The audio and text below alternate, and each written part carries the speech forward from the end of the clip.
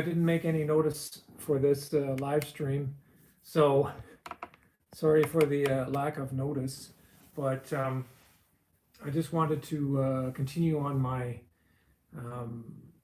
video about selling all my records. I did a video already that I am going to be selling all my albums that I've been collecting since 1977. I already went over a few, and I've been making a list now alphabetically, which I am going to post soon.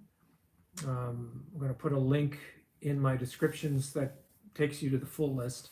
So if anybody is interested in a particular album, hello Shim Sauce, and you can mention the album in the comments or write me at Shatnershairpiece@yahoo.com for more details. I can give you more details on each album and the condition, photo, whatever. Like I say, most of these are going to be near mint to excellent condition because they're from my own collection. And yes, I'm coming up on the 70,000 sub mark. It's been really weird the last year. Let me see, last January, end of December, I was at just about hitting 4,000. And you can believe it, that took me about since 2006. That's when I started the channel.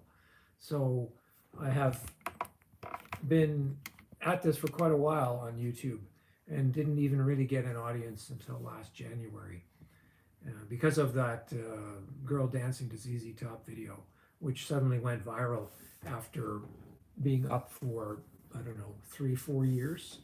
So that helped, and then things started picking up until like the summertime. And then it kind of went on an even keel, and now it's kind of been slowly going. I've got another video that's gone viral. It's that Doobie Brothers live gig that I did in 2012 with the female singer. Again, I don't know why. I put up lots of videos from my bands, and I didn't even name that video. I just said, can you guess what it is? And for some reason it caught on. I've done that with other videos and they don't catch on, so I don't know why that one suddenly did. It's just a roll of the dice. So yeah, it would be nice to hit the 70,000. Anyway, I'm going to show some albums today, and I'm going to stick just with soundtracks, okay? So if you're, again, interested in any of these, most of these will be, either long out of print, and many of them will not even be available like anywhere. Like you can't even get the music online or on Spotify or anything like that. So I'm just going to go through them and really quickly.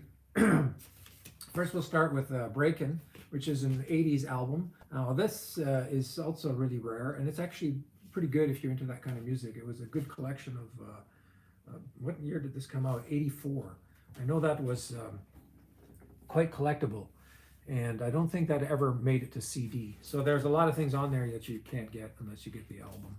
Now here's one, I don't know why I bought this, but it's on Golden Pond, which was a big hit in 1980, 81. Katharine Hepburn and what's his name? Geez, I can't even remember his name.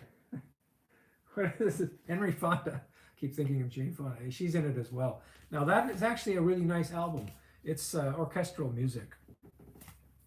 Another one I have here is Summer Lovers. Again, never available on CD. It is various artists, including Michael Sembello, Depeche Mode, Stephen Bishop, Tina Turner, Basil Polidorus, great composer, Nona Hendrix, Heaven 17, Elton John, Tina Turner, Chicago. So again, quite collectible. So if anybody's chatting, I would be able to see the chat if you say something. So I'm using my iPad this time so that I can I can see it clearer. I think I used the phone last time and it was hard to see what was going on in the chats. Airport, 1975. Probably a terrible movie. I might have even seen this recently. I think I just picked these up because I was actually selling a lot of soundtracks on eBay when I used to do eBay back around 2000 to 2006. I was almost focused entirely on soundtracks. So here's another classic, The Border. Love this album. I can't remember the movie. Not even sure if I've seen the movie. I might have seen bits of it, but I don't care. I heard this first in the 80s, and I loved it. It's Ry Cooder, great Tex-Mex rock, blues in his style. Here's another one, very rare, never released on CD, Last American Virgin. That's got the Police, Devo, Oingo Boingo, the Cars, the Waitresses, the Fortune Band, U2, and again, you'll never see that on CD. This one, the same thing. Great album. It's got some John Barry orchestral music and also some Thomas Dolby songs. I think the band was called Cherry Bomb. I actually quite like this. I didn't care for the movie at all, but this is actually a really good album. Here's another classic, Times Square. This was a 1980 album, and this is a gatefold. It's got a nice selection of 70s artists on here. Suzi Quatro, The Pretenders, Roxy Music, Gary Newman, Joe Jackson, XTC. You can see who's on there. That again, also I think never on CD, but a really good collection. Patti Smith Group. And then I've got some Morricone, The Good, the Bad, and the Ugly. I mean, who could forget this? Absolute classic album. I think I might have to do some guitar jams based on this soon. I used to like to mess around with Morricone stuff. Here's another. Remembers this movie? Bronco Billy. This actually was a pretty good movie. I liked it. It was very different for Eastwood at the time. It was very kind of light and, one of his more family style movies. There wasn't really any, it was almost anti-violence in this movie. But this is more like a country selection of Merle Haggard and Ronnie Milsap. So again, I don't think that is available either. Here's another one of my favorites. I saw this in 1982 in the theater, 82. That was a huge year for me in music and movies. I would say my biggest year. I saw everything in the theater that year. I mean, just think, listen to this lineup. We had like Rocky III, Star Trek II, Wrath of Khan, The Thing, Poltergeist, E.T., Mad Max, Road Warrior, the second one, Tron, Cat People. I was in the theater like every week. I mean, it was probably the biggest sci-fi year ever as far as classics that still hold up today. I mean, you just look at the four: E.T., Poltergeist, The Thing, Star Trek II. Those were the big ones, and they are still considered classics today. So I think that really peaked for me in 82. And I remember going to see The Thing. I might have seen it twice. I think I ended up seeing all those movies like once or twice. But Cat People came out that year as well. And of course, Nastasia Kinski was really hot at that time. Crazy, but hot. And this has got some great stuff on here. The main, David Bowie did the main theme, Putting Out the Fire with Gasoline. And then Giorgio Moroder did the rest. And I still love the music for this. I jammed to songs from this album as well. And whatever happened to Kinski, she pretty well disappeared. She only sort of made it up to the late 80s, and that was it. Here's another one that I think I picked this up in San Francisco when I went down there for, to Alcatraz and visit the city. I found a really good record store, and they were just getting rid of lots of soundtracks, and I just picked up a bunch of stuff. The Company of Wolves, classic 1985 film. And somebody mentioned The Thing is my favorite horror. Yes, The Thing is probably one of my top 5 films as well. I've probably seen it at least 50 times. I mean, I saw it just in 82 alone. I mean, in the theater a couple times, and then I had to wait for the video. I remember distinctly. I've been playing guitar for, now it's about 50 years, almost. I started when I was 10, so 49 years. And yeah, and if you're interested in anything, just mention it in the comments, so that and you have to follow the comments so I can get a hold of you. But 82, I saw The Thing in the theater, and then 6 months later, it came out in video. And I remember we all went to my cousin's farm in Edmonton where I was living at the time, and they lived outside the city. So it was basically, it was like a barren wasteland covered in snow, very much like the movie. And we watched this film in the small, little farmhouse that they had in the middle of a snowstorm, and watched the thing in the middle of nowhere. So it was really a fitting atmosphere, and I just remember the excitement of having to wait for this movie to come out on video. It took like 6 months. Now you wait like what, a month or 2 months at the most to get something that ends up on Blu-ray or streaming. So anyway, that was a great year, and then I got everybody I knew to go see the film, and then watched it again and again on a regular basis. So I love the music. Made me a big Morricone fan from that film. Very minimalist. Hello, Joel. So this is Company of Wolves, and it's a Varice Sarah band release. They did a lot of soundtracks. They're still doing a lot of soundtracks, and they tend to go out of print very quickly. Here's one of a movie I have never even seen, The Day of the Locust. It's John Barry, who died, I think, in the last year or two. He did all the Bond films, Somewhere in Time, lots of great music. So this was a Donald Sutherland, Karen Black film, and this came out in '74. So maybe some of you can remember that. Here's a classic. Also, was underrated, I guess, or at least the music was. Death Wish 2. Hi, Joel. Thanks. I love your guitar playing. Thank you very much. This is Jimmy Page who did this. So this was like one of the few things he did after Zeppelin broke up. And it kind of went, I guess, under the radar. I mean, the movie was not super huge. A lot of people didn't like it, of course, compared to the first one. I think the film really took off in '85 with Death Wish 3, which went so over the top, and it was like satire comedy, and the deaths were just so ridiculous. Charles Bronson's like killing everybody in sight. I mean, that movie is comedy gold. If you get a chance to see Death Wish 3, see that one. If you have to see any of them, see the first one and see the third one. The first one's more serious, obviously. Death Wish 3 is just like they had fun with it. And yeah, I just found it hilarious. And then they had another 5 movies after that, but they all progressively got worse. So great soundtrack from Jimmy Page. Here's another classic. The Falcon and the Snowman, music by Pat Metheny. Now this includes the classic This Is Not America, which David Bowie is singing. That was my absolute favorite song off this album. And I have jammed to that many times. I think I have at least 2 or 3 on YouTube right now. And one of them has actually got a lot of hits. It's like my number 2 or 3 watched video right now, and I'm not sure if I even gave it that name, but it's consistently being viewed, even though it's 2 hours long. And do I have a page where I sell? Well, that's what I'm going to do. I'm going to probably put the list of all my albums in Patreon.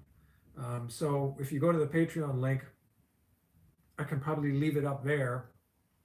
So you go to the Patreon page, I'm probably going to have a message in there that everybody can read, and it's just going to have the list of the albums. Or otherwise, I'll figure out some other way to do it. I don't know if I can actually list it in the comments section or in my description. I might not have enough text to do it. I mean, because I list I got about 400 albums. So I have a separate soundtrack section, and then everything else will be A through Z. So Falcon the Snowman, classic. Here's a movie I don't think I ever saw. It's called Foxes, and I think that starred Jodie Foster and one of the Runaways. And this movie came out, when was this? 1980, okay? So again, it's probably something I picked up in a delete bin. Oh my God, it's got Scott Baio. Wasn't he in Happy Days? And this guy, what's his name again? He was in the National Lampoon Vacation. Randy Quaid, yes.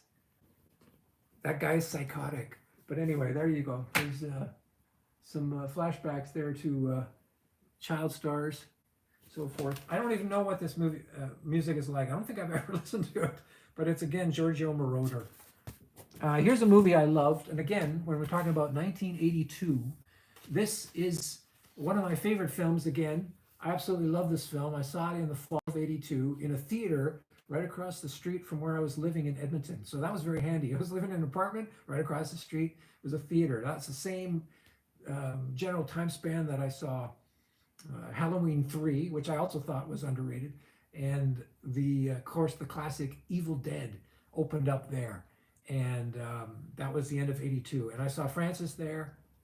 Those are like the three I can sort of remember now that stuck out in my brain. But I always loved Jessica Lange, especially in this film that was based on a true story. Um,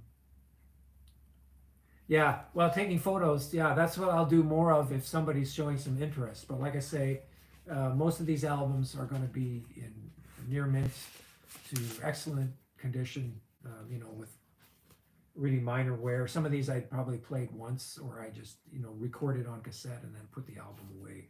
But I think, I can't remember if she got nominated for this film, but that was probably her best movie.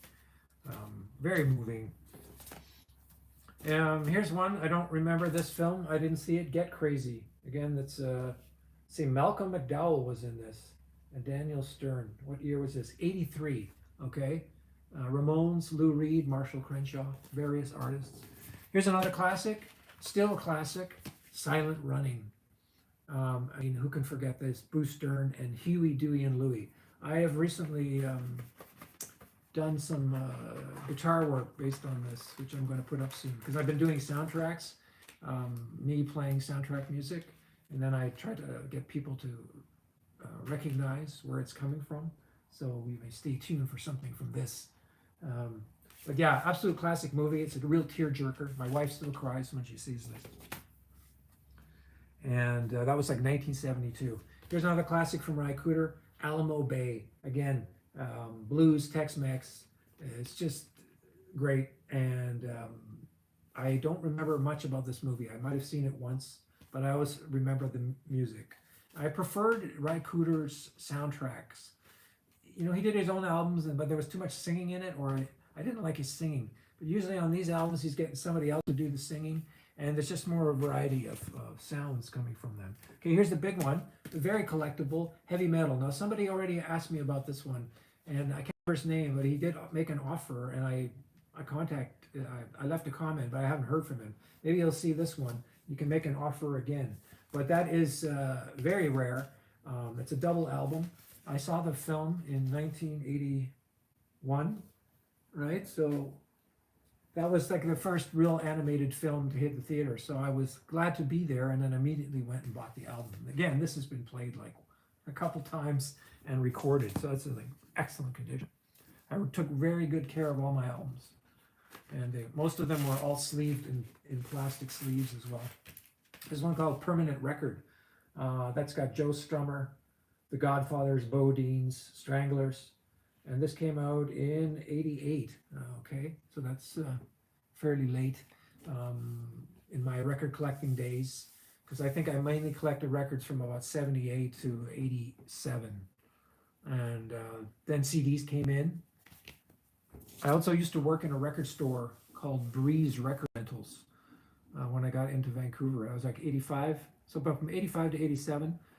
I worked in a record rental store, so we basically rented albums out for like $1, and you got the bag, and you just had to be careful and take care of it. And people would take it home and record it, and that's how I got a lot of my cassettes at that time, because I was getting these albums for free. A huge selection. I ended up bringing in a lot of my own albums into the store so they could be rented as well, and. Yeah, Working in a Coal Mine by Devo.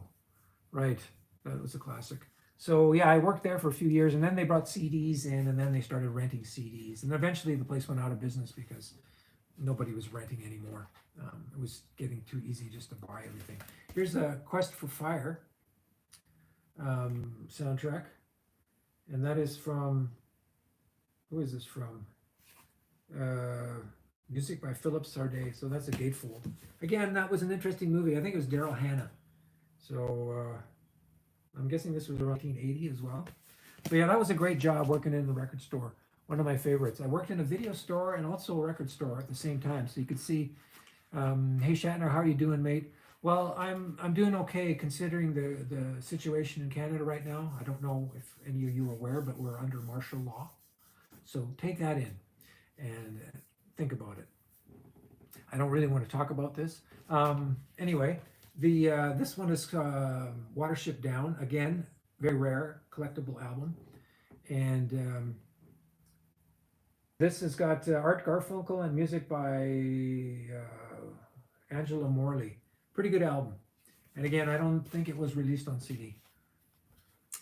So, yeah, I had two great jobs in Vancouver when I arrived. Like I say, I worked at a video store, and they were within blocks of each other down on Denman Street. And we were right near a large hotel, so we had movie stars staying there. I'm going to relate a little story to you. I once dated a woman that was closely associated to the whole Manson family murders. Not in a negative way, but she was on the periphery of that scene. And I didn't find out about that until like a few years ago. But this woman came into town and she was with her husband at the time, who was a well-known Hollywood cinematographer. And I'm trying to remember his name now. Ah, geez. He did the cinematography for Chinatown. I think he won an Oscar for that. So maybe somebody can remind me who that is, because I'm going to have to look it up. Anyway, they took over the top floor of this hotel because they were making a movie in town. She came into the store, and I was renting movies, and I was talking to all these people, constantly recommending films and things, talking movies. Well, yeah, the film was called Chinatown, but who's the cinematographer? Do I have to look this up? He's not alive anymore. Okay, so I have to look it up. Chinatown cinematographer.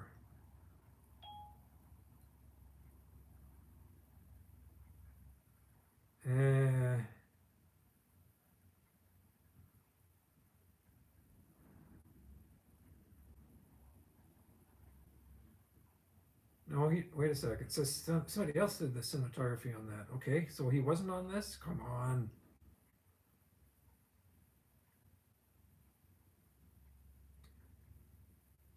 Famous cinematographer. This is terrible. I can't remember this.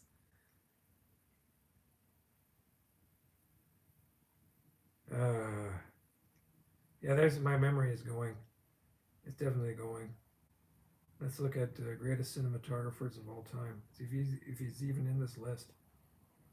But anyway, they were married, and she came in the store, and I got to talking to her. Anyways, because she was bored, she ended up having lots of free time. So she was like, "Hey, let's go and see a movie," and I was like, "Sure." So we went to see like I don't know, it was Beverly Hill Cop or something like that. And then I was hanging around with her, and she actually knew people in town, like various Hollywood people. So if they were in town, no, Roman Polanski was the director. I think his first name was Richard, the cinematographer. And he's not even showing up on a list here. This is just terrible. How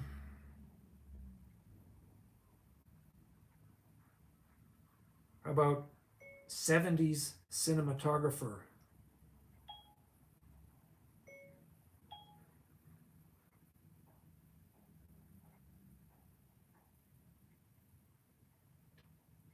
Yeah, anyway, maybe somebody will figure it out. But so we're hanging out, and and I always got the feeling like I'm not sure what she wanted, but I knew she was married, so I'd never made any moves. It's not Robert Town. I think wasn't he? He did something else other than that cinematography. So one day she says, "Let's go and meet my friend Jill St. John," and I was like, "What? You mean the Bond girl from Diamonds Are Forever?" And she's like, "Yeah, she's in town, and I'm friends with her." So we went out to the park where she was filming a film, and I got to meet the Bond girl. And that was quite funny. So that's how I, was meeting people from the store that were involved in films, and that happened a lot. So, and then one time she invited me over to the top floor of the hotel, um, and I said, I'll make sushi for you guys or something. That was like, we're gonna have lunch, and I was totally into sushi at the time. So went over there, and remember, keep in mind this is around 86, 87. So she ends up wanting to take pictures of me because she thought I should be in the business. Like she was like, you should get into movies and stuff, right? That, I mean, I was a cute kid, like everybody is at that age. So I went out in the balcony and she's taking shots and stuff, and then I was making sushi, and then her husband came home. I'm not actually sure if they were really actually married at the time or they were about to get married, but he came, and I was sort of aware of who he was, but I didn't really know who he was. Otherwise, I probably would have been like freaking out a bit. But we started talking about film in their top floor there, and we're talking about Scorsese, and The Color of Money had just come out, and talking about camera techniques that Scorsese used. And I mean, I was totally relaxed because I didn't really know who he was. It was only later that I found out who he was, and then I looked it up, and I was like, oh my God. So he's a big time cinematographer, and anyway, we had some interaction there, and then I spent some time with her while they were in town, and then they left, and she's like, oh, here's your shots, and maybe you should try to get into the extra business. Well, I ended up getting into the movie extra business, and I did that for years. So I was in a lot of local shows and things. But it was only years later when I found out that she was actually questioned by the police regarding the Charles Manson murders, because she knew people. She knew Sharon Tate. She knew Polanski. She was quite young at the time, like probably 18 or 19, I'm thinking, in the late 60s, maybe 20. So she was older than me, and at the time I met her in the 80s, I had no clue who she was. And she was only doing extra work herself. But later on, finding out, all this thing about Manson and watching that Quentin Tarantino film, what was it called? Once Upon a Time in Hollywood. There was more interest in Manson. And I did read some stuff from her later. I got in contact with her again years later through Facebook or something. And she was mentioning how she had been in close contact with a lot of people around the Manson thing. And she was at the funeral for Sharon Tate and had been questioned by the police regarding that murder. And I couldn't believe it. It was so freaky. Like just somebody that you're sort of almost, that going out for fun and going to see movies, and then you find out there's this history. And of course, she was never going to talk about that to me. And she was living with, I think, Sharon Tate for a while in the 60s. And then she was also dating the boyfriend, the one that was dating Sharon Tate later.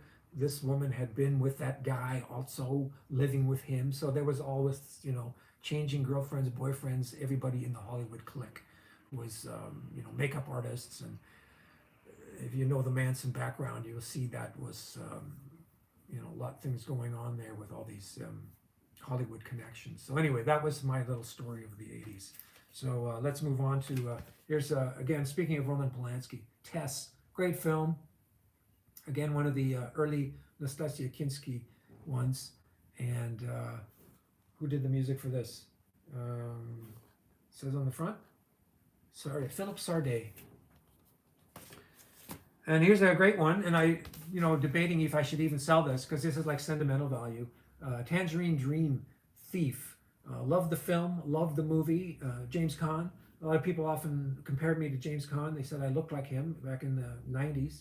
I don't know, it's probably the hair, but I could definitely see there were some similarities, and I say fine. I always like James Caan. So classic film got me into electronic music. Well, I was actually electronic before this with Jean-Michel Jarre and Kraftwerk.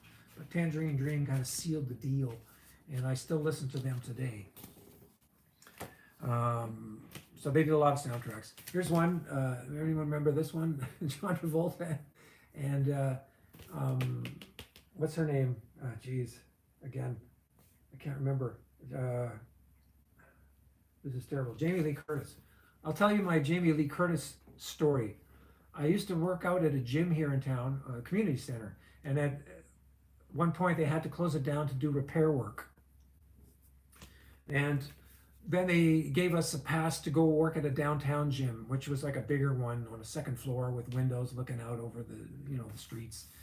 And normally you had to pay a lot of money.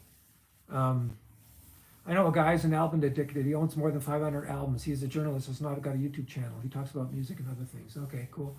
And so I had to go to this gym to do my workouts because I couldn't get in the community center.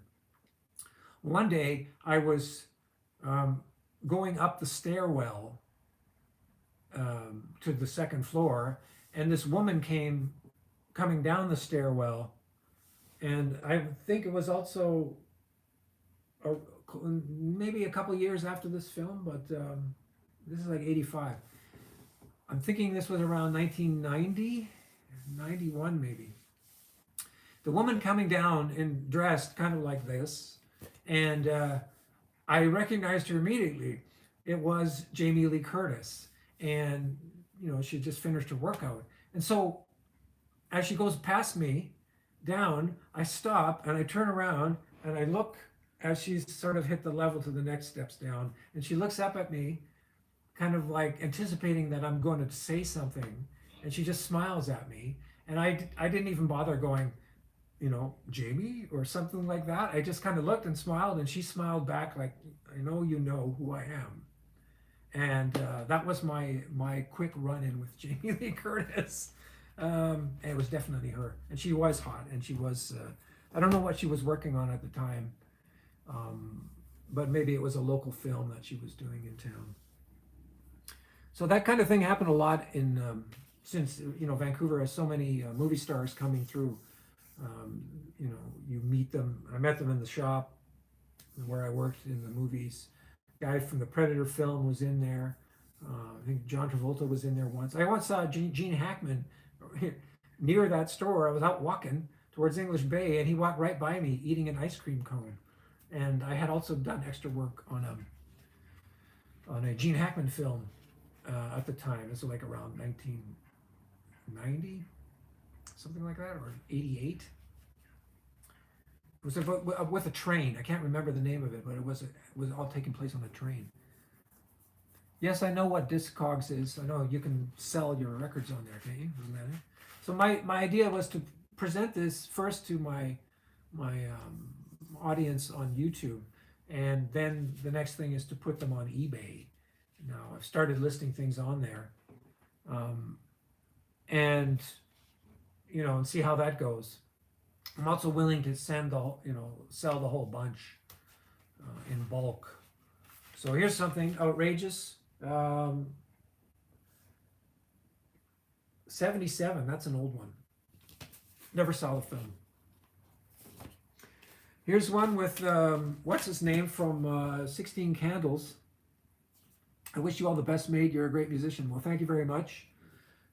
Usually I'm only posting me playing guitar. It's pretty rare when I'm actually, not playing guitar. But I'm taking an exception now to go through to my record collection here. So this is a film starring Anthony Michael Hall.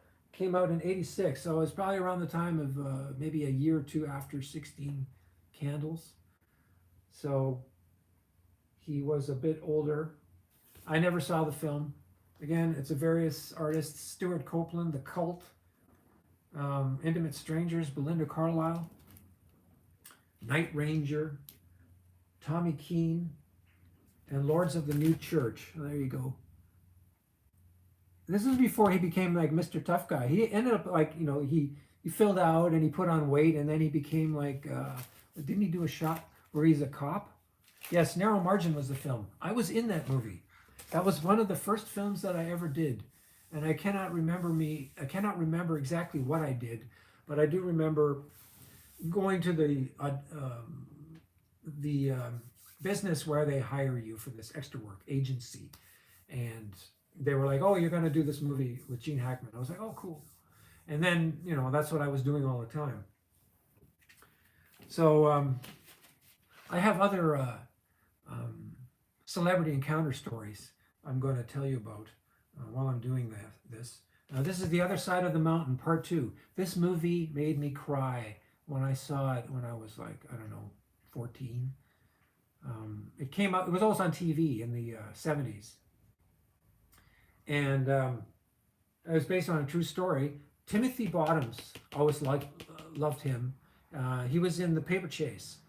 Remember, he played the lawyer. He was a young lawyer. He wanted to be a lawyer. And John Houseman was in that film. So I remember him from that, and I remember him from this.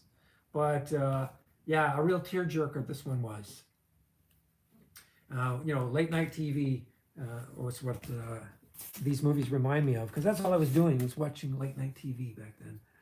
So here's a sealed one, Nothing in Common, with Tom Hanks and Jackie Gleason. This has got Thompson Twins, Richard Marx, Carly Simon, Nick Hayward, Christopher Cross, Aretha Franklin, The Kinks, Cruzados. Sealed. Another 80s film, No Small Affair. This is starring John Cryer and Demi Moore. I think I saw this and I think I didn't mind it. Came out in 84, so I probably rented this on video around that same year. This was before I actually got into Vancouver. So lots of 80s stuff. Here's another 80s film, classic. Morricone's The Mission. This did win an Oscar, I think, for Best Score. And it's one of his most well-known albums. And this guy has done like 1,000 soundtracks. Most people have not heard 90% of them. They're only aware of the famous ones like this, and The Good, the Bad, and the Ugly. What kind of synth have I got? I haven't got a synth. Oh, you mean the modulator synth, the Roland, what do they call it? The GR55? That's what you're talking about? That's what I use for my guitar. Yeah, it's a GR55 Roland. So I can plug that in my guitar, play saxophone, play drums with it, play any kind of instrument. Actually need to take that out again and start doing some more jams with that synth. I mean soundtracks, but yeah, so anyway, we'll get on the next one here. Urban Cowboy. That was a classic from John Travolta. I guess he was still in his hot phase back then. He was still well known, and people were going to see Travolta movies. So this was like 1980. So probably just shortly after Grease. Might have been even his next movie after Grease. So this is a gatefold sleeve. Yeah. I don't remember much about that movie. I might have seen it. Now here's one, I don't know why I picked this up, but probably maybe because somebody would like Disney. It's Lady and the Tramp. And this includes a 12-page booklet that you can read along with your kids. So, yes, Risky Business with Tangerine Dream, absolute classic. I did have that album too. I think I already sold it. Here's 10 with Dudley Moore. Now everybody, I don't know if you remember that. It was like Bo Derek. That was these were the iconic shots of 79. I mean, this was all over the place. I mean, they've even parodied this in other films. Personally, I prefer Julie Andrews. I think she's hotter. So here's a good one. Sealed copy of The Blue Lagoon with Brooke Shields. The little nymphette of the 70s, early 80s. Man, was she ever taken advantage of. If you look at her history of early films, I mean, Pretty Baby, this would not be allowed anymore. I mean, she was like, what, 12 in that movie? Something ridiculous. So, there, yeah, I mean, look at this, They knew what was going to sell. I have never seen this film. So, is Julie Andrews still alive? I can't remember if she died or not. So, this was a place called Amoeba Records in San Francisco.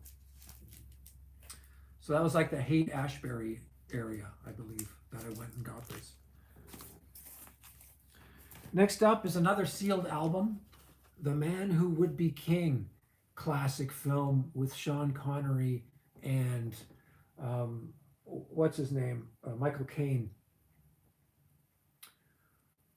So this is also Maurice Jarre. He did a lot of films in the 70s and 80s. He did Witness. He's the father of Jean-Michel Jarre. Okay, so Julie Andrews still alive at 86. Okay, that's good. If any of you have not seen this film, I highly recommend it. I think it came out in 75 or 74. I can't even see the date. Again, one of those late night films that always showed up on TV around midnight. That's how I was immersed in classic 70s films. I think I grew up at a good time for music and film. You know, surrounded by so many great bands and styles of music. I mean, rock, pop, funk, you know, disco, new wave, metal, all of it on the radio, all of it, you know, high quality. I mean, I had so much stuff that I was like in the top 50. I owned most of it. And yes, this is new and it is sealed. I think I don't know if that was the price, $15, but I haven't even put this up yet anywhere. So again, very rare. And like I say, a lot of great 70s films came out, and then of course they all went to late night TV. So I would be seeing things like that, and Slaughterhouse 5, Schlachthaus 5. And, you know, being introduced to these great movies like what was that I just watched? Or Clockwork Orange. I remember renting that movie and I was just blown away. One of my favorite films. Here's another one. It's also sealed, though the seal I think split here, but it actually has never been taken out. Jagged Edge. This is actually a good movie, and that was John Barry as well, with Jeff Bridges and Glenn Close from like 85. Again, Maurice Sarah Band. Interesting film. Check it out. Here's another one, old one from the 70s, The Boys from Brazil. Jerry Goldsmith did tons of films. Very prolific composer. And I don't know what, 100, 200. He's not as prolific as Morricone, but he's up there. So this was, again, Jerry Goldsmith, and this came out in 78? 78, okay. And this goes way back. This is a 60s soundtrack. It's Burt Bacharach with Butch Cassidy and the Sundance Kid. And everybody knows this film, of course. And if you don't know this film, you should know this film. Again, I have never taken this out. I don't even know. Yeah, it looks pretty good. It's pretty good shape. There's no marks on it. It's got Raindrops Keep Falling on My Head by B.J. Thomas. So that was that 68 that came out, yeah. Here's another 80s film, again, never released. There's stuff on here that you won't get anywhere else. Never showed up on CD. Again, one of these small films. Band of the Hand. Bob Dylan on here, Shriekback. Andy Summers, guitarist from the Police. Rick Schaefer, Stephen Tiger, and Michael Rubini. I never saw the film, but I know this is actually a really good soundtrack. It's kind of like Manhunter, the first album. First movie, Manhunter, had also a lot of interesting music on it. It's kind of similar to that. So you got that mid-80s feel to it, where they throw in some nice, you know, orchestral thematic music, and they mix in some hits or you know, rock songs with it. That was kind of the procedure back then, to like Howard the Duck, you know, get some pop rock in there and some orchestral stuff, you know, and mix it together. So again, small film, disappeared. Here's one too that it's quite a dramatic cover here. Burn. That was a Marlon Brando film from when was this? 1970. And it's like, again, Morricone. Is it Morricone or Morricone? I always say Morricone. And I never saw the film. I haven't listened to this either. Here's another Dudley Moore movie, Arthur. Again, that was it John Gielgud? And Liza Minnelli, yeah. So Dudley Moore was popular. I think this movie and 10 were his big two films from the late 70s. Um, and this one was 81. Here's a rare one featuring a very young Tom Cruise. All the Right Moves. And this was before he really became known. I think it might have been the same year as Risky Business, or maybe a year before. Actually, it could have been the same year, 83. So maybe somebody could say whether this came out before Risky Business or not. But the same general time frame, well, probably within 6 months of each other.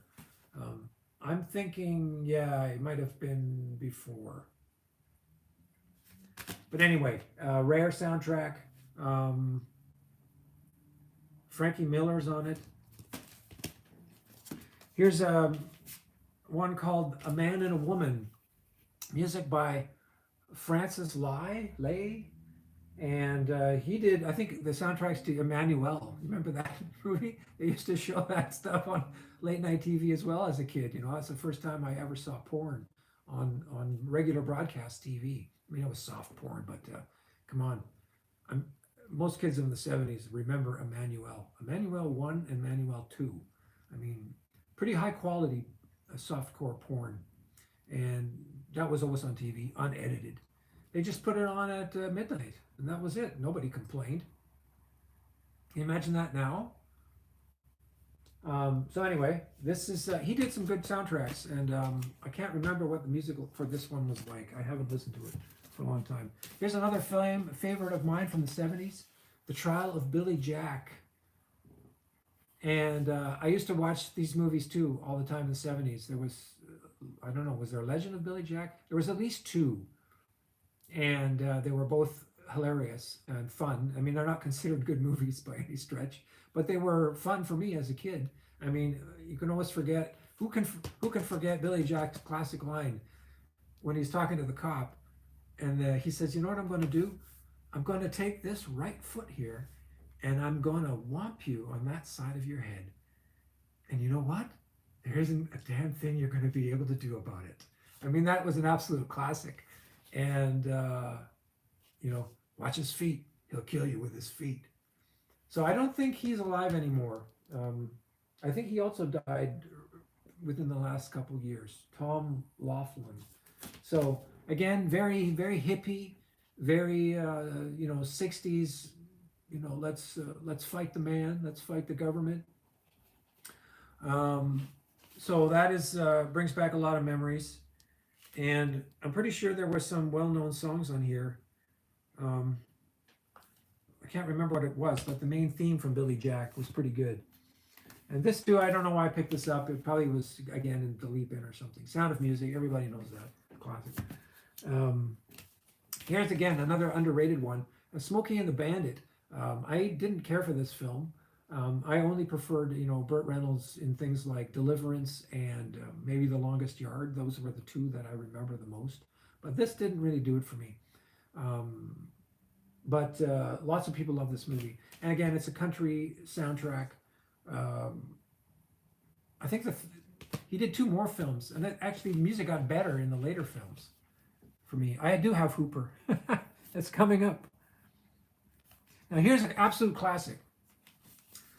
I saw this movie in 86 because I worked in the video store, and we used to always get free tickets to movies occasionally because they would come in and they would, you know, we'd advertise their films, so they would give us, you know, the video distributor would give us passes for films. And so, and they would have an event around that film, like a party. So, you know, I got one for this, you know, give me 2 tickets. So I took my friend and we went downtown to the theater, and then it would have, like, you know, food in the lobby, and they would be advertising the film, and, you know, copies of VHS movies up there that you could buy for your store. I used to do the buying for my video store in 86. So they would give me a budget, and this was a small store that would rent stereo equipment and TVs on the side. So we got 2 parts, one part for stereos, TVs, and then the other small part for video rentals. You know, it wasn't a huge collection, but they would give me a budget sometimes, like, here's $1,000, go buy some videos. So then I would go to the video distributor and have walls of VHS, and you would not believe the prices on these things. It was insane. Like B grade terrible films that would cost like $90 for one copy on VHS. That's what we had to pay in the store. And I'd always be like, how many times can I rent this video before we make a profit? We would rent for like $3 a night, right? So I was always like trying to figure out, can I rent this thing, 30 times to make the money back? I mean, it was ridiculous. We obviously were not making money. The video rental business was not making money. I don't know how anybody made money when they priced the film so high. So I'd buy something stupid like The Incredible Melting Man, which is like a really cheap sci-fi from the Troma company. And, it was close to $100. And then it might rent 10 times, and that was it, and then slow down. And that was when we used to write out on cards. There would be a card in the video case, and I would write the date and the name of the person who was renting, and then you would see, oh, this rented, 6 times in a month. It was all written down. We didn't have computers, so I had the budget, and I'd buy these films, and a lot of that stuff didn't sell. But I remember when the first movie came out that was reduced to a low price for people to buy, and that was Aliens in '86, where they actually were like, oh, it was big news. The movie was selling for like on VHS, one copy, $25, and we were like, wow, it's finally affordable. You can buy this, and that Aliens is going to rent. You're going to make some money. So the price had started to come down, and they started with like a big blockbuster film like that. So I don't know how anybody made it previously to that. And then it became common to get cheaper VHS copies to rent out. They all went down in price. So anyway, I have fond memories of this because we went to see it in the theater. It's a great film with Melanie Griffith. I think this really broke her through into the mainstream. I mean, she did a movie with Harrison Ford 2 years later with Sigourney Weaver. And, the problem with that rental store too was, we had not much of a security thing. We would often rent to people even without a visa. We took our chances. And a lot of those films never came back, and there was actually a porn section in the store. We had like Tracy Lord's films. Now, I don't even remember Tracy Lord's, but she was like underage when she made her films. So later on, years later, they were like, oh, all that stuff has to go. Well, we had Tracy Lord's films, and all that stuff got rented, and of course, never came back. So we were like, okay, what are you going to do? You took somebody at their word, they would rent it, and they hoped that they would bring it back. It was like no security. So that became a problem too, that films never came back. And, people were keeping these Tracy Lord's porns because she was underage, and they became very collectible. Of course, we found that out all too late. The stuff was already gone.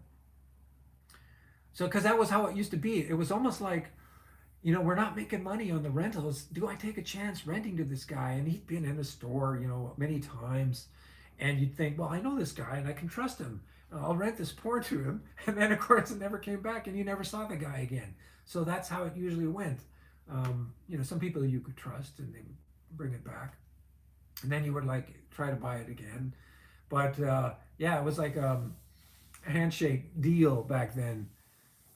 So this is a great film, and I remember being in the lobby eating and then running into a girl that I used to know in school when I was in grade 8, 13. It's a girl I had a crush on. I went to elementary school with her, and I hadn't seen her for I don't know. I guess that would have been I was probably at 26. So I haven't seen her at least since I was 14 or something like that. And I was like, hey. Joanne, how you doing? And she was serving food at this party for the film. And I still remember that. And that was really weird to see this girl who I had a sort of a crush on and just be at this thing, and I hadn't seen her for years. But anyway, those were great memories. We used to have free tickets to other things. I remember we got free tickets to see Cobra with Sylvester Stallone. They always had these huge posters. And I would get to take these posters home a lot of times. Like if the movie we'd have in the store and I put up the poster, and then after a month or so, it wasn't popular anymore, I took them home and I put them on my wall. So I had all these great posters, The River's Edge and the Stasia Kinski films. Got all that for free. So, and remind me to tell you my celebrity story before I get to the end of this. But anyway, here's another classic. I don't know. I don't think we can say this is a good movie, but it's a very rare soundtrack. Rhinestone with Stallone and Dolly Parton. Now Stallone actually, quote, sings on this. So be afraid. Be very afraid. But again, not released on CD. Very rare. And of course, okay, here's a big one. I debated whether I should sell this or not, and I'm still not sure. It depends on my offer. This is the very first album I ever bought. So I was 15, and I had gone to see Close Encounters of the Third Kind in the theater. And I was blown away because that was a real event to see this in 77. Same year, I saw Star Wars in the theater. I actually recorded Star Wars on my little mini cassette tape deck I had bought from Radio Shack. I would go in and then record the film on audio, and then I would listen to it later. I did that all the time with like the $6 Million Man Show. I tape it off TV. So it was kind of like replaying it, like an early version of VHS, except no video, visuals. And that's what I remember, was having these little 30-minute cassette tapes and taking it in there and recording Star Wars when it debuted in 77. So this actually includes a single. Let's look at this. This was on the radio. I guess it's the theme from Close Encounters. Often LPs included little singles in them. So what I remember most about this, not being impressed with John Williams. I mean, I like this music more than Jaws, which I also saw in the theater. But this really got to me because it was freaky, scary. Obviously I was going to be scared by this film. But I bought the soundtrack, and then my grandmother from Germany came to visit, or she was already there, and she was a Jehovah's Witness. So they often tried to indoctrinate us into Jehovah bullshit, and giving me books about how to make the best of my youth and don't wear tight pants. This is real. I had these books, and I was like, you should never wear tight pants. And anyway, I told her about this film and how excited I was, and I told her about the album. I think I was showing it to her, and she was like this look of disgust on her face. It's all bullshit. Das geht nicht. In German, she would say. This doesn't exist. There are no such things as aliens. So she was a real Debbie Downer. Like I was thinking she might be, share my excitement. She's like, no, you should not be watching things like that. That's not good. It's all lies.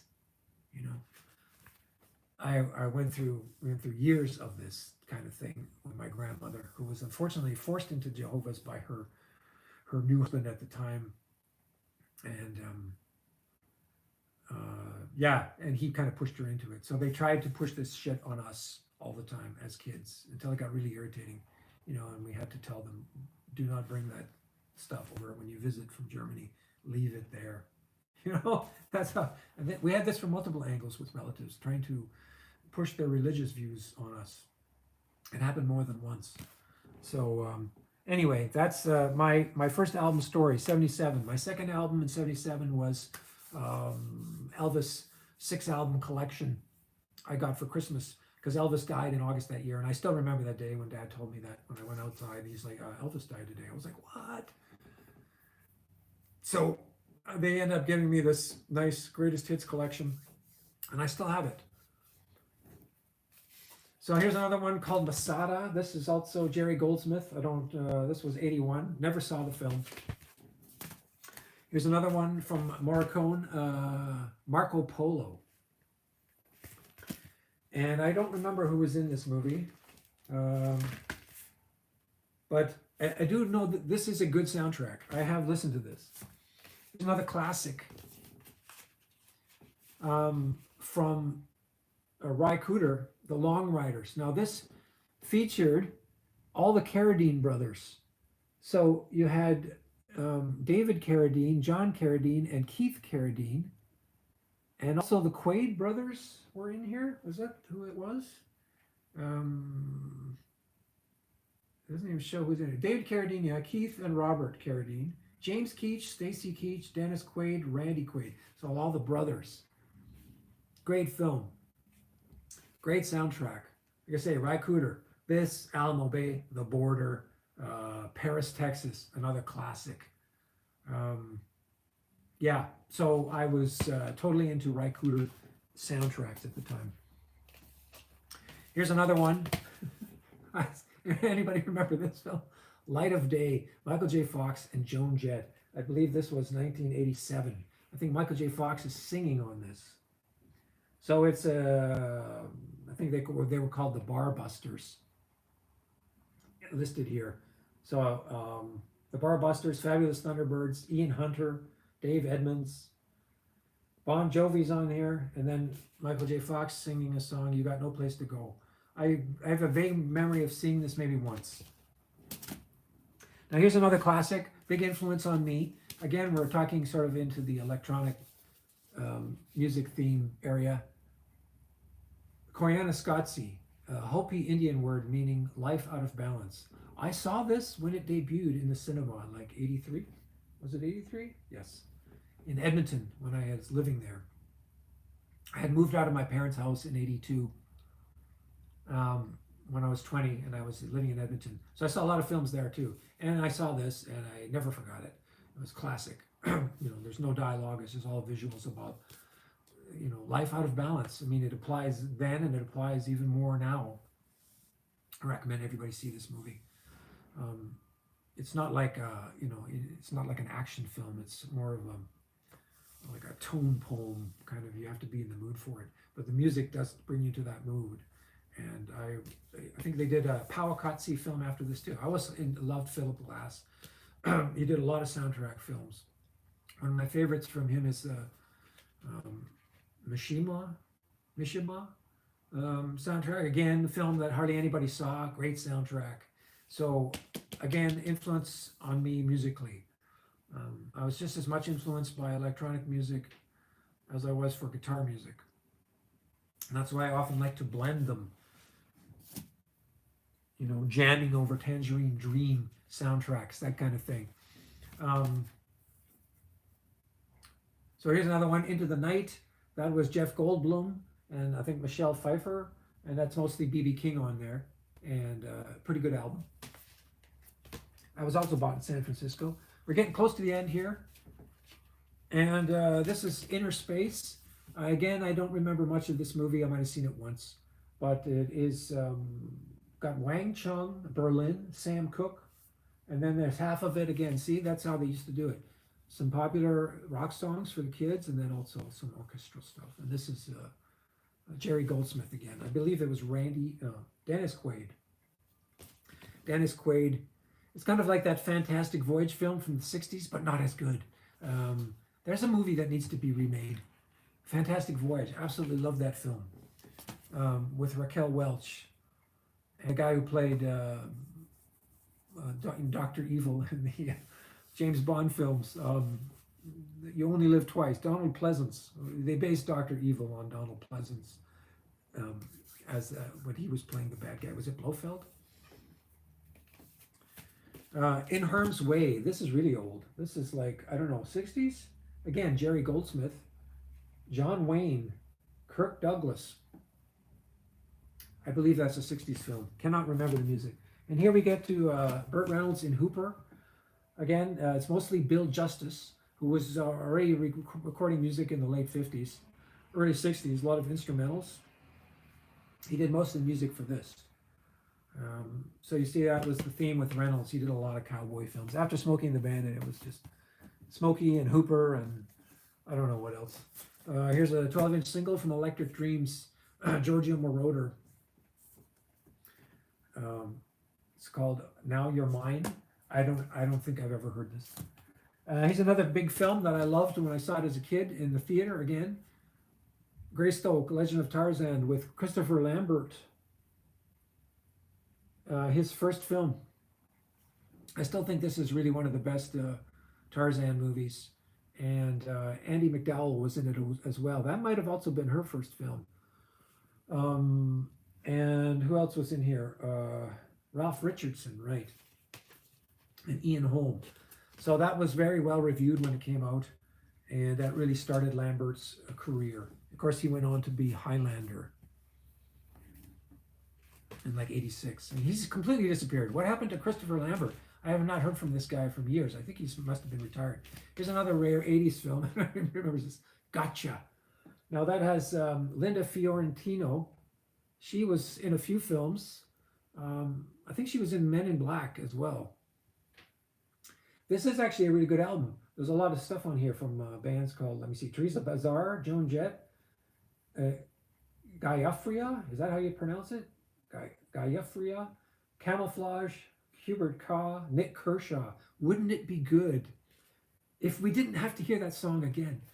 That's what I say. And again, I don't think this was ever released on CD. It's only on album. But that was, again, mid-'80s, '85. So I think, yeah, my last one is The Wicked Lady here with Faye Dunaway and Alan Bates, and John Gielgud. So that was it. That covers all my my soundtracks right now. So I'm going to put this list. I'll try to put it in the comments or link it to somewhere where you can see it. And then if you want to know more about it, you can contact me and I'll give you some more details on the album. Like I say, it's cheaper if I mail things, you know, more than one album, because I think the cost for renting is probably, you know, what I mean for shipping an album. I estimated from here to Vancouver to Florida, and it's probably like $20 for one album. So it'd probably be easier if you get multiples. So that would be the price there. Anyway, I was just going to relate my last celebrity story. When I was living just a few blocks from here, near the park, in '86, I had a 12th floor bachelor apartment for like $350 a month, if you can believe it, with a view. And that was in '86 to 1991. And yeah, I usually made my own mailers. You cannot send albums in anything soft. I had to wrap them in cardboard individually. That was a lot of work. I remember that. I always dreaded this, having to wrap albums. So I used to sell, I've actually sold probably half of my collection already. I had all the albums from Blue Oyster Cult, Hendrix, Rolling Stones. I had Yardbirds. I had all the Rory Gallagher, Montrose, Mountain, tons of other ones that I ended up selling, usually all together. And because it was just easier, you know, it's like, okay, I'm not going to sell every Rolling Stones album I have separate. It's too much work. So I'd say, all right, here we go. 20 albums from the Stones. Yes, I had all the Van Halen albums, but I sold them already. I did not have any Klaatu. I do have a, yeah, like I say, I don't know, if you want, I can go through my actual regular collection as well, and maybe do it in a couple videos, one by one alphabetically, and then you can see what I have there. Because I thought I'd start with this one as it was a bit shorter. But anyway, my celeb story. So I'm working. What song do you like most to play from these albums shown? Oh God, I don't know. It's probably can't remember if I did actually any direct songs. I mean, I've been jamming to things from these albums like Tangerine Dream, but I don't think I've actually covered any of these songs direct. It's more like taking some ideas from things like Tangerine Dream or Morricone, and then trying to, you know, make a jam track to it. But my story was I was in this apartment and I was making cassette tapes for a restaurant on the corner, and I was like, you know, a few feet away, and I was also baking cakes for them. That was in the good old days when you could bake from your apartment without any health license, and you could sell. That's how it used to be. No one cared. And so I would make cakes, sell them, and then I'd make compilation tapes of movie themes for the restaurant.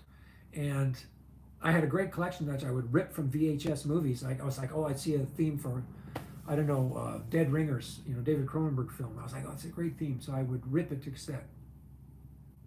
and I made these tapes and I would sell them. So one day or night, I go in there after they're closing, and I was probably bringing them another cassette to sell because I would do this every month or so, and they would buy it. So I'm in there with this cassette, and then I see the place is cleaned out. There's nobody there, and there's one guy sitting there at the table. I'm like, he looks familiar. So I'm talking to the chef guy, and he was a younger guy like me. And he says, "Yeah, I want you to come out here and meet this guy." I'm like, "Okay." And then he says, "Yeah, this is Johnny Depp." And I was like, I said, "Hi, how you doing?" And he's like, or he introduced himself. He was like, "Hi, I'm Johnny." And we knew who he was. I can't remember if he said it was Johnny Depp, but we knew who he was. So this was around 1990, and he was sitting there, and we started talking about music, and he's also a guitar player, and he was saying, you made these cassettes for the restaurant? I was like, "Yeah." And he's like, "Yeah, it's really good." He says, "I'd like to get some of these." And so we started talking about this and his work on Jump Street, which he was doing at the time. And I said to him, the casting agency just called me and they wanted me to do some work on your show. And he's like, "Don't do it. Stay away from the show. It's the worst." He absolutely hated working on Jump Street. I mean, that came out later on that he didn't like it. It's like, "Don't work for these assholes," or something. Anyway, this was his, getting in trouble phase. I think recently around that time he had some problems at his apartment. Either he trashed it or there was some party going on and there was problems. But so we're sitting there talking, and he had his book from that author. I can't remember what it was, but in one of these books he was influenced by. I'll remember it later. But so we're talking, and we got on the subject, talking about his show, and then he's talking about the script that he had been given. And he starts asking us what we thought of the script. And I'm like, "Okay, well, what is it about?" And he says, "It's about this freaky guy who's got scissors for hands." And we were like, "What?" Yeah. So basically, we're listening to him tell this story about the script from Tim Burton for Edward Scissorhands. And he had not yet decided to do this movie. He was like, "I don't know, man." He goes, "This is really weird. I don't know if this is going to be good for me or not." And we were like, "Okay, so what's your alternative? You continue to work on Jump Street, which you just said you hate doing." So I'm having this conversation with him. And we said, "Why don't you go for it? I mean, what have you got to lose? It can't be any worse than it is now if you're just doing this TV show that you hate. Why don't you take a chance and do it?" So we basically talked him into it, okay? And I'm being completely serious now. We talked Johnny Depp into doing it, or I did mostly because the chef was not around. Okay, so that comes from that conversation, and whatever made him decide. I was there to tell him like he should do it. So so we continued talking about this stuff, and then he was like, "Yeah, I want to get some of these cassettes, man, because this movie music is really good." And it was like 30 themes on one side of the cassette, everything from Dead Ringers to some French films to Morricone, whatever I was watching. And he's like, "I want some of these cassettes." I'm like, "Okay, well, why don't," I said, "You want to, want to come over to my place? You can take a look at my collection and you can, see what I've got and then maybe pick some stuff out." I said, "I'm just around the corner." He's like, "All right." So we're walking back to my apartment, which is like basically out of the restaurant and another 40 feet. And we're walking, and I'm like, this is kind of surreal. I'm going to my apartment with Johnny Depp. And so we're going up in the elevator, and he's got the smoke going because he was, smoking a lot. And I just remember him smoking, and then he dropped it on the elevator floor and stubbed it out. And I was like, "What a pig." I just was like, "What the fuck?" Sorry. And then I have a distinct memory of that. Like, he just had that attitude. I don't care. I'm going to drop the smoke in your elevator. So anyway, we're in the apartment. I had, like, my tons of all my albums, a lot more than I have now, and my guitar. And, you know, he's like, "Oh, you play guitar?" And he's like, "I play guitar too." And I'm like, "Oh, okay." And then I was talking to him about various groups. I was like, "You ever heard of Blackfoot?" He said, "Oh, yeah, yeah, I've heard of Blackfoot. They're great." So we had this conversation about small bands that weren't not known, and Blackfoot being one of my favorite groups as a kid. I used to play all their stuff. So anyway, we talked about music for a while, and then I had this book, which was like a loose sheet thing where I listed all my albums that I owned alphabetically, and I said, "Okay, take this book, go through it, pick out what you want, and I'll make some tapes." So I gave him the book, and then he left, and he said, "Okay, I'll call you with what I want." And then he did. I think he gave me the list of what he wanted. And then I said, "All right, I'm going to work on these tapes." And then he says, "All right, I will call you next Friday, and then I'll get the tapes." I said, "Fine." So I remember coming home one day, and he was like, "Hey, it's Johnny." He left a message on my thing. "It's Johnny, and meet you at 4 o'clock at the restaurant." And then I was like, oh, and I just heard the message, so I was like, "Okay." So I had the cassettes, and I must have made like, I don't know, 4 or 5. And I was always thinking, like, what am I going to charge him?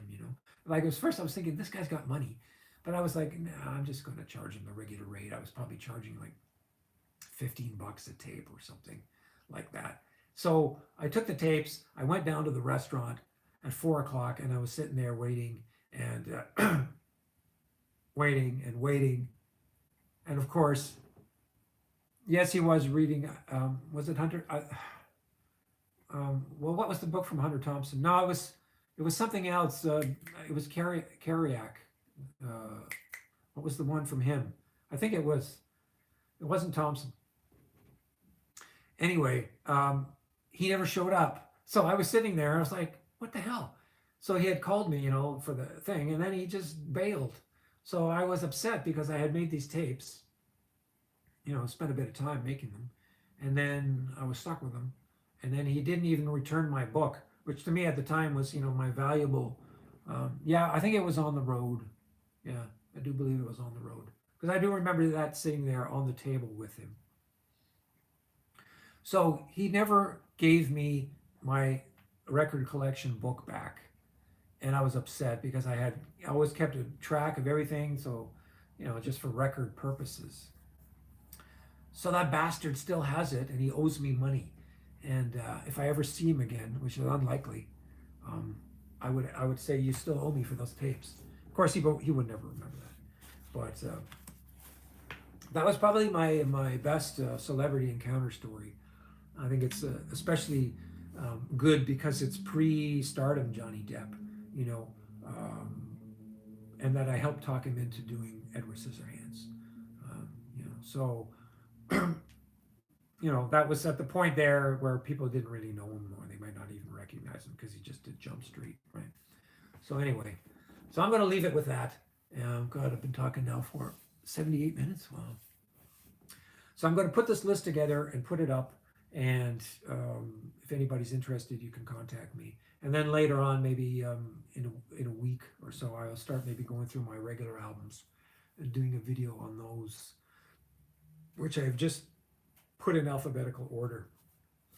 There's all sorts of goodies in there. I've got like German pressings, I got Japanese pressings, British pressings, and guitar rock, fusion, prog.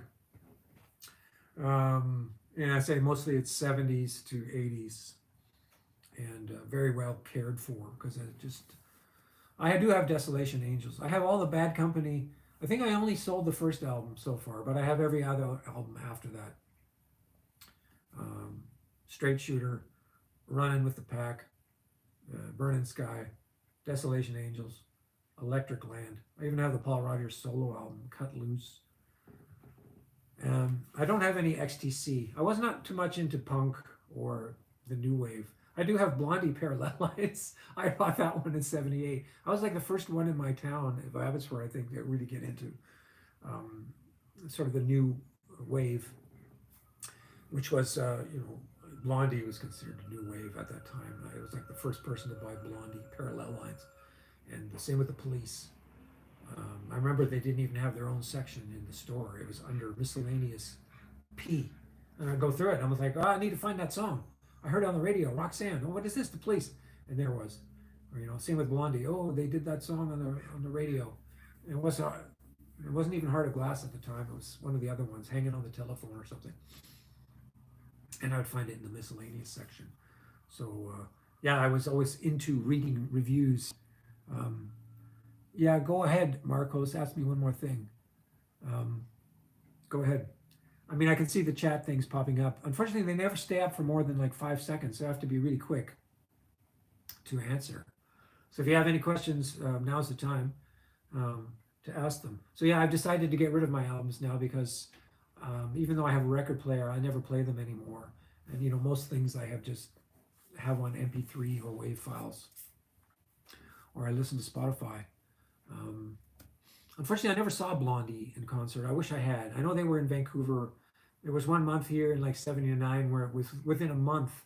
It was the Police and Blondie came to the Commodore, and Devo, all in like a month, and I missed all those shows. I'm really upset about that. But I didn't live in Vancouver in '79. I was still living with my parents in Abbotsford, so I probably didn't hear about it.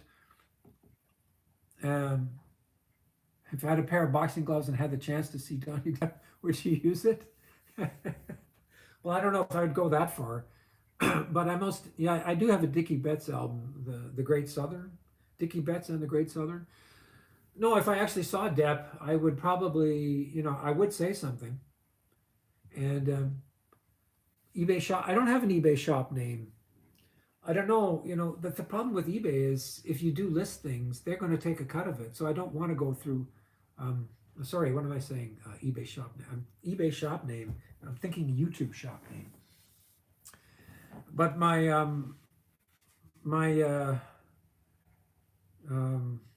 eBay shop name is, what is it exactly? I'll have to leave that in the comment section now. I can't even remember what it is. But I'll put a link. I'll link up. So yeah, so there's a bit more of my music history. I'm totally into it, and I think the albums, they should go to somebody who can enjoy them. And it's like, how long do you want to hold on to these things? That's the problem. Like, we always have attachments to things we grew up with. And there's probably my most albums that would be hard for me to get rid of right now probably would be something like the Devo first album. So I would need a good offer on that one because it's like vomit colored vinyl, and the first Devo album, which is quite rare. I have great memories of that as well.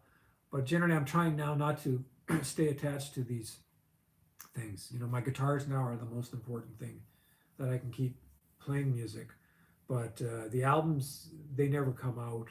Occasionally, I would have bought an album to transfer it to MP3 or WAV file because I couldn't find it on a CD or something else.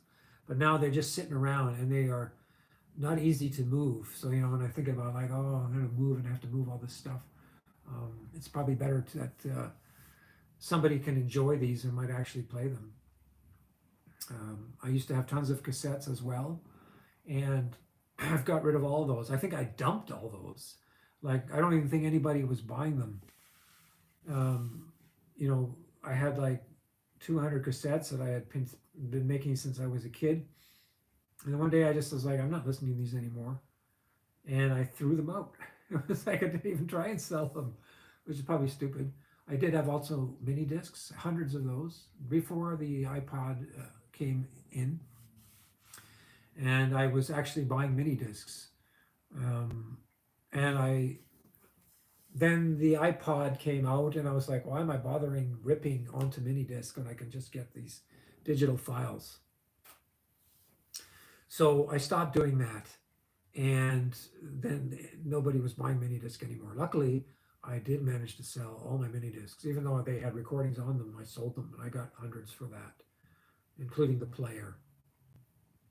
So, I was at a time where I was like, okay, this is slightly better than cassette deck to me.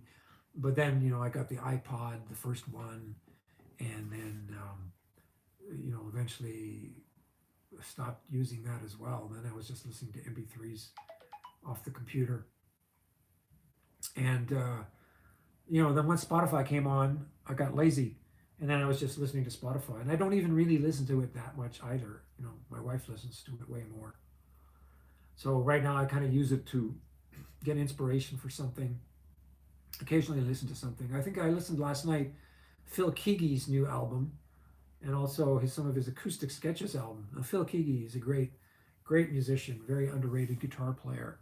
And what is this here? Is this the chat button?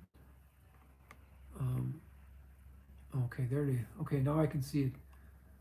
All right, I didn't even have this visible.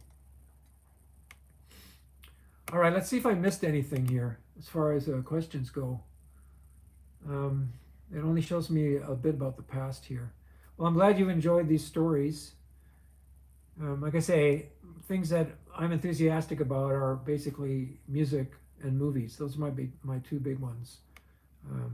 I was a writer as well for years. I used to write lots of short stories. I considered getting in the business.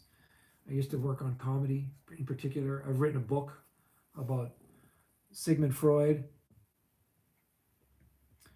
and I still haven't published it. It's like I finished it 20 years ago. It's actually really good. A lot of work went into it. It's kind of like a Woody Allen style, bang, bang, bang, the one-liners, all based on history and actual study of psychology.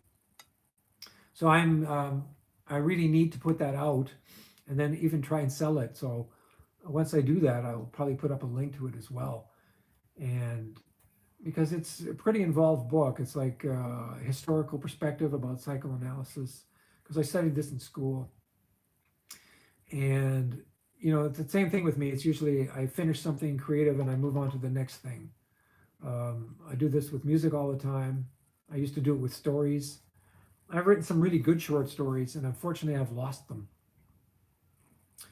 I also wrote a diary for 2 years that I was going cycling through Europe and living there. And I left it with my mother, like books of diary, handwritten, and it's gone missing. Now, she says she didn't throw it out, but she has, Alzheimer's, and I don't know anymore if that's true or not. But I've been trying to go through her house, and I have not found it. And that's a real shame, because I really would have loved to have read these diaries again, because it's like 30 years old. It was a daily thing I did while I was traveling through Europe.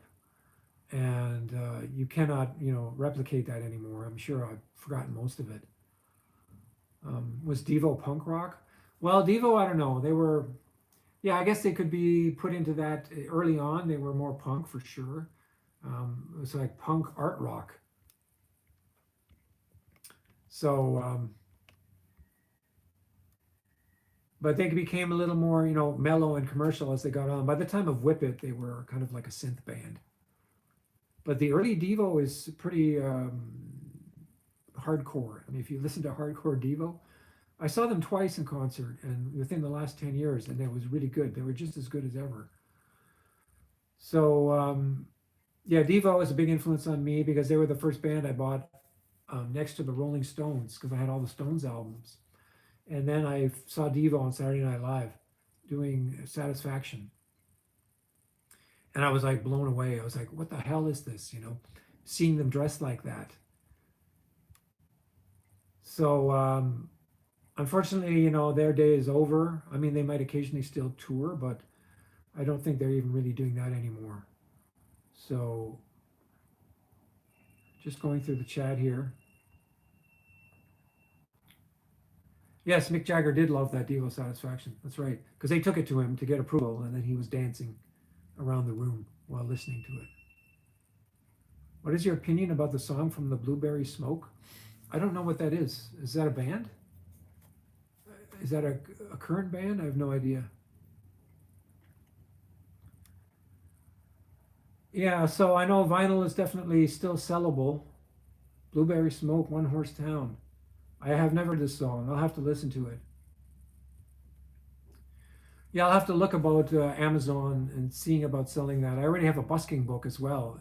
If any of you don't know, I have a link in my description selling my busking book, which is a diary of my experience on the street in 2019, just based on that year and what I went through on a daily basis. So for like a $10 tip, I send you the PDF. So if you want to see what I went through, the good and the bad, I don't think anybody's written a book like this. I don't know about one. There are people that give you advice for a busking, but I've never seen anybody do a diary. Yeah, so anyway, we'll leave it at that. And I'll get on to some more stuff later on. But anyway, thanks for watching through this. Went a bit longer than I expected, but at least I'm not using my phone. I mean, my GoPro, which is this, normally is what I use for all my filming. So when you see a guitar video of me, this is sitting on the edge of the guitar, like on the headstock usually, and then filming me. It works really well for that. I have used this for some live chats. The problem is it only stays on for an hour and then it shuts off when I make a connection. There's just a bug with the software. It cannot be fixed. It has never been remedied. So now if I stick with the iPad, I actually do get to stay on as long as I need to. So the problem is now the video is going to slowly transfer to YouTube, and it takes like a whole day before it's actually, uploading properly that you can watch it in a good resolution. I don't know why it takes so long, but the last one was like at least 24 hours before it finished processing. Normally when I upload a video, even if it is an hour and a half, it doesn't take more than an hour to be 1080p. These seem to take a lot longer. So anyway, I'm going to get back to some guitar playing or processing. I got a really hot one coming up. I did a jam yesterday to a old, it's kind of like based on an old ZZ Top riff that came out really nicely on like a full blast soloing improv for 45 minutes. And usually I don't go that intense. Like if I'm doing a long jam, I try to make it a little more of a laid back thing, like a slower tempo or something where you can, have stamina to get through it. But I was sort of in the mood for this because I had just written the track on my GarageBand, and then I started playing with it. And of course, then the first takes are always the best. When I'm in, like I'm feeling the music and I haven't overplayed it, so I really get into it, and that's what I managed to capture on this. So I'm going to put that up soon, sometime later this week. I normally don't post videos anymore between Monday and Wednesday, but I wanted to do this to get the album thing out, and probably Thursday I'll start again. Usually it's going to be Thursday, Friday, Saturday, Sunday I'll do videos. So anyway, thanks for watching, and I hope you enjoyed some of these stories and memories. You got to get that stuff out there while you still remember them. Anyway, okay, so have a great day, and I will talk to you guys soon. All right, bye.